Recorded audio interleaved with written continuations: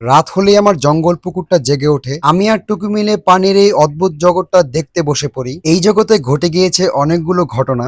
আজকে কথা বলবো এই ভিডিওতে এইসব বিষয় নিয়ে। আসসালামু আলাইকুম, আরিফ পেটে আপনাদের সবাইকে স্বাগতম। রাত নামলে এই পুকুরের লাল লাল বাসিন্দাগুলো কাজ শুরু করে দেয়। লাল লাল এই শামুকগুলো ব্যস্ত হয়ে যায় শ্যাওলা খাওয়ার জন্য।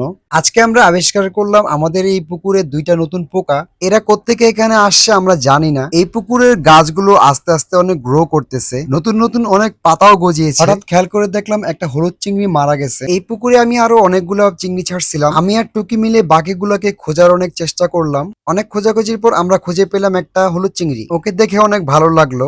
আশা করি বাকি চিংড়িগুলো অনেক ভালো আছে। ঘাসের মতো দেখতে এই গাছগুলো আমি নিয়ে আসছিলাম চর থেকে। নতুন এই গাছগুলোকেও আজকে এখানে সেট করে দিলাম। ঘুরতে গিয়ে নদীর পাড়ে আমি এই গাছগুলো দেখছিলাম, ওখান থেকে অল্প কিছু আমি আনছিলাম। এই গাছটার নাম যদি আপনারা জেনে থাকেন একটু কমেন্টস করে জানাবেন। আমার এই পদ্ম পুকুরটা আপনাদের কেমন লেগেছে? চিংড়ি মাছের সাথে সাথে এই পুকুরে আর কোন কোন মাছ ছাড়া যায় একটু কমেন্টস করে বলবেন। পরবর্তী আপডেটের জন্য আমার ইউটিউব চ্যানেলটা সাবস্ক্রাইব করে রাখতে পারেন। সবাই ভালো থাকবেন। আল্লাহ হাফেজ।